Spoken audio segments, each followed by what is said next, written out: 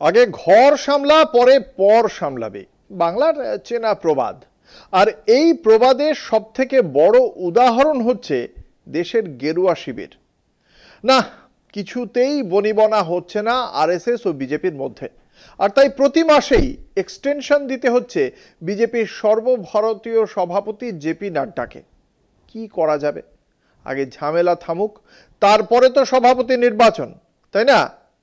একই সঙ্গে গোদের ওপর বিস্ফোরণের মতো রাজ্যে রাজ্যে গেরুয়া অন্তর্কলহ চাপে ফেলেছে কেন্দ্রীয় নেতৃত্বকে। নিজেদের মধ্যে বিবাদে রাজ্য সভাপতি নির্বাচন ধামাচাপা পড়েছে বিজেপি শাসিত একাধিক রাজ্যে, এবং সেক্ষেত্রেও জোড়াতালি দিয়েই দল চালাচ্ছেন মেয়াদ উত্তীর্ণ রাজ্য সভাপতিরা।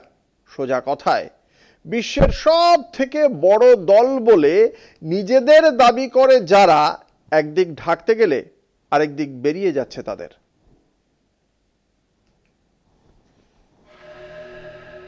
বিজেপির সাংগঠনিক সংবিধান মোতাবেক এক ব্যক্তি একবারই জাতীয় সভাপতি হতে পারবে এবং তখনই দল নির্বাচন প্রক্রিয়া শুরু করতে পারবে যখন দেশের অর্ধেকের বেশি রাজ্য স্থায়ী সভাপতি পেয়ে যাবে। যদিও অমিত শাহের ক্ষেত্রে দলীয় সংবিধান সংশোধন করে তাকে পরপর দুবার জাতীয় সভাপতি করেছিল বিজেপি, নাড্ডার ক্ষেত্রে সেই ঝুঁকিটা নিতে চাইছে না বিজেপি। সায় মেলেনি আরএসএস-এরও। সংঘ সম্পর্কে নাড্ডার বাঁকা উক্তিতে তাকে নিয়ে অ্যালার্জি তৈরি হয়েছে নাগপুরের সদর দফতরে। দ্বিতীয় শর্ত পূরণেও ডাহা ফের বিজেপি। ৩৭ রাজ্যের মধ্যে এ পর্যন্ত মাত্র ১৪ রাজ্যের সভাপতি চূড়ান্ত হওয়ায় জাতীয় সভাপতি নির্বাচনে হাত দিতে পারছে না কেন্দ্রীয় নেতৃত্ব।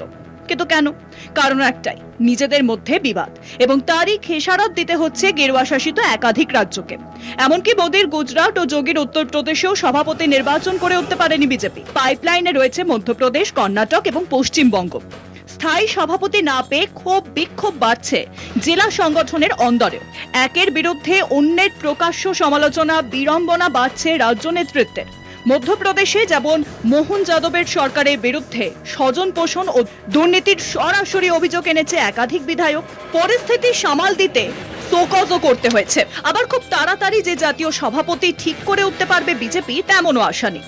এবং সেদিকে যে দলের খুব একটা মন আছে তাও জোর দিয়ে বলতে পারছেন না বিজেপির প্রভারীরা। গেরুয়া শিবির এখন অপারেশন সিঁদুরের প্রচার নিয়ে মত্ত, ব্যস্ত তিরঙ্গা যাত্রা নিয়ে। সেই উচ্ছ্বাস মিটিয়ে কবে সংগঠনের কাজে ফিরবে কেন্দ্রীয় নেতৃত্ব, তা হলফ করে বলতে পারছেন না দলের লোকেরাই। কলকাতা টিভি।